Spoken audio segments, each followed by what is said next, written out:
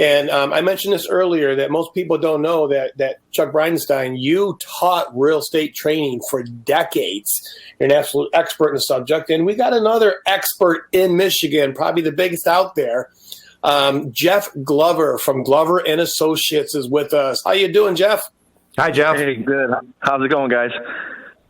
Well, not as busy as you are, I'm sure. Exactly. It is absolutely what a difference a decade makes, huh? Oh my gosh, yeah, it's been absolutely nuts, really. The last 5 years, but really since the pandemic, we've seen quite a change in the way business is done. That's for sure. You know, it's funny, Jeff. Ken and I, 13 years ago, were talking about a study done by the National Association of Home Builders about 10 years prior to that said at that time we had a housing shortage in this country. And of course, because of all the economic issues we've seen, we have never, ever solved that housing crisis. And you're seeing that manifest now, right? Yeah, in my this May will be 19 years, and we can't keep anything on the shelf. I thought it was a big deal a couple of years ago when I saw for the first time inventory drop below 15,000 homes for sale in Southeast Michigan, and now we're below 10,000 homes available for sale in the Metro Detroit MLS. So that's pretty extreme. Give us some context for that, Jeff, because the listeners hear that number and it still sounds like a lot of houses. Yeah. So in comparison, say when we were at the bottom of the market, when you could turn any corner and see how, for sale signs, we had over 100,000 homes for sale in Southeast Michigan. At any given time in an average market, take 2014 or 2015, or even 2003, 2004, 2005, which were very good markets. Some people say people thought for a long time we would never get back to 2005 pricing right before the crash. And even in 2005, we had about 25,000 to 30,000 homes for sale at any given time.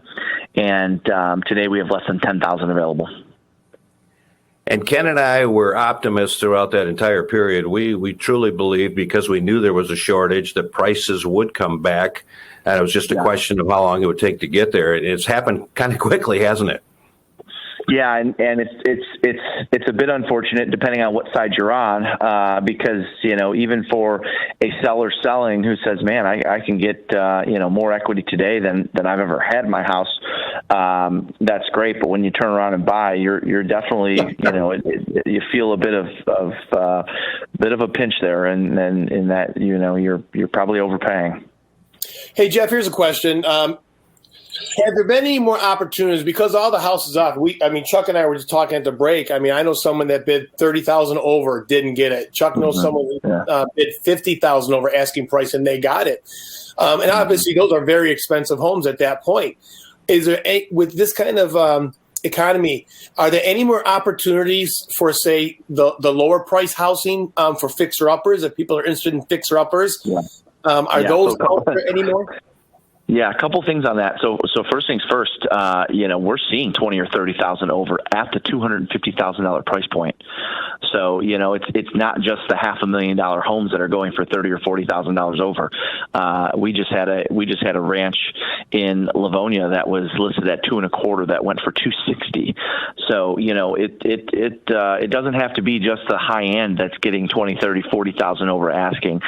In terms of the fixer uppers, though, there is a little bit of an inventory on those because they don't show as well, or they are priced a little high for their condition. So, if there is somebody who's willing to do a little bit of work, you're probably still going to have competition. There's no doubt.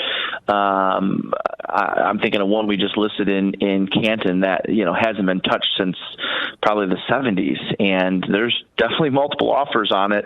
But we're not going to have 20 or 30 offers, and we're probably not going to get 20 or 30,000 over asking, but we're still going to get over asking. How about the issue of bank appraisals, Jeff? We're hearing that banks are actually starting to waive appraisals in some transactions. Well, it depends on the borrower.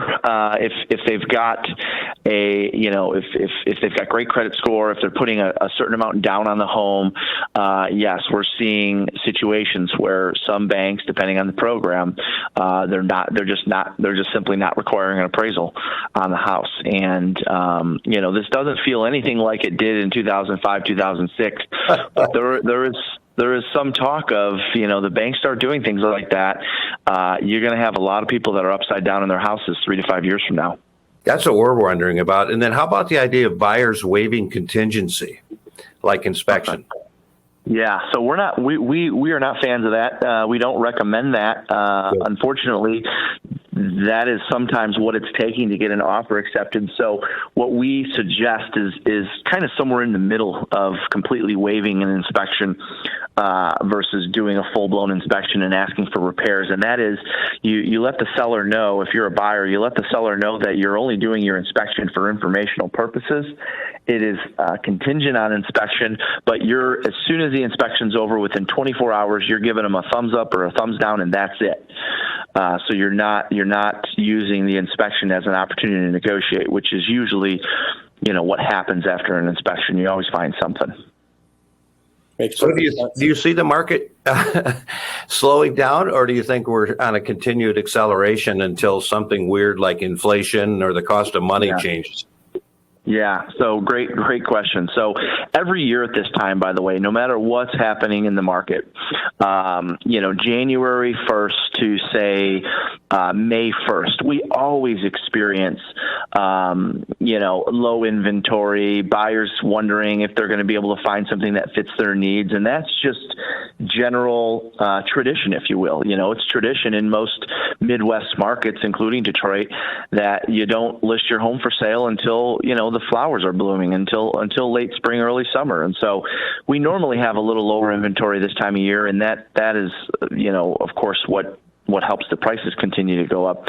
But I do believe, aside from some increase in inventory that we'll see, it's going to take interest rates maybe perhaps increasing before we start to see it maybe go the other way. I wouldn't be disappointed if we saw interest rates get into the mid threes or high threes, because it'll certainly soften things up and make things a little more palatable for buyers.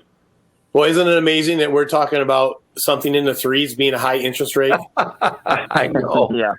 Yeah. A 4% interest rate would shock the system. We haven't seen 4% in probably 6 or 7 years. Jeff, I am so old. Shut up, Ken. Give me a chance. Back in 81, we saw fixed rates at 12%. Oh, I'm sure. Yeah, I hear all about it from all the old time realtors when I sit across the closing table with them. Well, Jeff, from everything you just said a minute ago, sounds like the real estate season coincides with construction season. If I'm at home, and here's something that happened to me for many years, I'd go to a customer's house and they'd say, "We're thinking about selling in a couple of years. We want to get this done. We're thinking about selling in a couple of years." Yeah. What would you say to that person as far as what they can do to make their house more palatable for sale? Yeah. And should they wait a couple of years? Should they put the money in their house before they sell? What advice do you have? We may not have enough time to finish that question in this segment. You stick around, we can finish it in the next. Sure. Yeah. No. First things first. Go ahead. I'm sorry, I had to cut you off because as soon as I said it, the music started, which means we're going to go to a break. And if we can answer that question, we get back from break, that'd be awesome. And one other quick thing, I want people to go to GloverAssociates.com, and you have a link on your site that says, "What is your Michigan home worth?" That's invaluable. I want people to check that out. This next segment of the Inside Outside Guys brought to you by a quality, trusted plumber we refer all the time, and that plumber is Z Plumbers.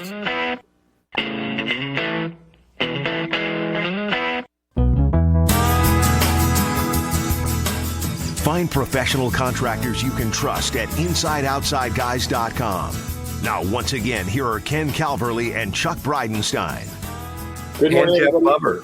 And Jeff Glover, yes. Welcome back to the Inside Outside Guys. I want to remind everybody, between the noon and 1 hour, the guys are going to head over to Motor City Floors and Coating Studio and talk to Max and Rob and talk to them about all their fantastic technology that, without a doubt, saves homeowners thousands of dollars to repair instead of replacing their concrete. Fair to say, Chuck? Absolutely. That's an exciting product, an exciting company. And I'll wait till 12 o'clock to talk about it, but yes. I want to know that we are going to be there. With us right now is Jeff Glover from Glover Associates, and you can check out GloverAssociates.com. Jeff was kind enough to join us here today, and we're doing something a little bit different. We're on StreamYard today. Chuck and I are two different locations. I'm at home, and Chuck is at the normal Grand Blanc Studios. You can check us out at the WJR Facebook page. You still with us, Jeff? Hey, yes, I am. And also, I should tell you guys, it's JeffGloverAssociates.com, not Glover Associates. That's okay, though. Oh, I'm sorry. I apologize. That's okay. No, that's all right. People nowadays would probably just Google it anyways, but I figured I'd point that out. Yeah, no, we appreciate hearing it. We do. Thank you. Jeff, how about a little background on your company before you answer the questions Ken gave you before break there? Well, let's see. I've been in the business now. This May will be 19 years, and I have been listing and selling over 100 homes a year myself personally the last 11 or 12 years. And we've got a team really spread out across Metro Detroit from the east side to the west side, and we do between 900 and 1,000 home sales per year, which puts us number one in the state of Michigan for most volume sold, and puts us probably top 5 or 10 in the entire United States for units sold. So, like us, Jeff, you are a housing expert. You're obviously a expert in the real estate industry, and can't even tell people how many thousands of homes you've probably been in. And we had a call just a little while ago, ask us a quick question about a gentleman asking about 3D printed housing. Are you seeing in the industry? Are you seeing any alternatives, especially with all the building? People can't find anyone. Are you hearing about any trends out there of alternative building happening? We're not seeing too much of that. At least here in Metro Detroit, we're seeing different types of architecture and buyers maybe going for a different style than they were originally intending on, just because inventory is low. But no, we're not seeing any sort of 3D printed houses, at least in a mass quantity. That was for the caller earlier. Before we went to break, I asked you about on your website. You have a fantastic link it's just for Michiganders, basically, for they can know what their house is worth at this time. Can you talk about that for a second, please? Yeah, sure. So, you can go to JeffGloverAssociates.com, all one word, JeffGloverAssociates.com, and you can plug in your information, bedrooms, bathrooms, and so forth, and get a rough estimate. And obviously, if you want a deeper estimate, we can do a consultation over the phone via Zoom or FaceTime or in person. Okay. All right. Perfect. And how about virtual tours, Jeff? Yeah, they're still taking place. They're not as common as they were when we were in the middle of the pandemic, but we're definitely still seeing some buyers do the virtual, preliminary search before they get out and see them. But I would say for the most part, we're pretty back to normal. Obviously buyers are wearing masks, and we're not allowed a certain, more than a couple households in a house at a time. So open houses, as you can imagine, can be a little bit of a challenge. Everybody's got to wait outside, but for the most part, the home showing process is pretty much back to normal. Jeff, you've obviously found a way to do this well for people. What are some distinguishing characteristics of JeffGloverAssociates.com when people are looking to hire a professional realtor?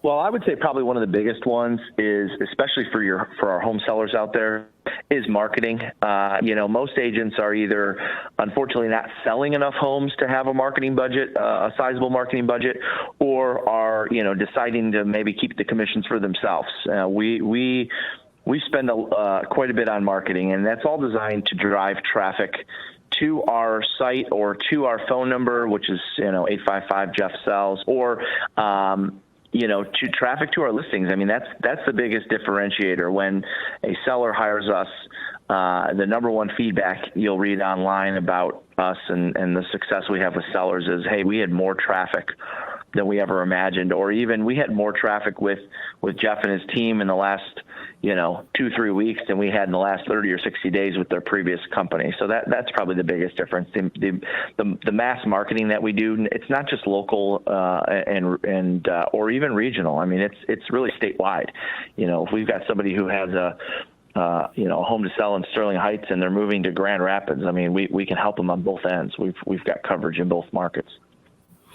Have you found a way to gain efficiencies with buyers too? Because it used to be get in the car, we're going to show you 100 houses today. Boy, I bet in 19 years, how much you've seen change in just the 19 years. Yeah, no, there's definitely not enough homes to say get in the car. We're going to see a dozen today. It's usually no more than 3 to 5 at a time. But most buyers do quite a bit of the research online nowadays, so they know a lot going into the houses before they even see them. Hey, Jeff, real quick, because we don't have much time left, but I asked you before the break, what can a homeowner do now if they're thinking about selling in a couple years? Yeah, the improvements. Yeah, so you don't want to do things like completely gut and renovate your kitchen and bathrooms. You're just not simply going to get a full return on that. You'll get some return, but not a full return. The 3 or 4 best things you can do: fresh paint, replace your carpets, update your flooring. Change your hardware, change your light fixtures. A lot of times I go into a house and they might have a 1990s white kitchen, which actually the white is back. But you can change your hardware and you can change the light fixtures. You can change the paint color to make that kitchen substantially updated and not have to pour a ton of money into it and get a great return. Jeff, thank you so much for coming on with us today. People are going to be hearing so much more about Jeff Glover and JeffGloverAssociates.com. We really appreciate you coming on today, buddy. Thank you, Jeff. Absolutely. Thanks for having me, guys. You bet. Thank you very much. Appreciate you. Very, very much. This next segment brought to you by Bratcher Electric.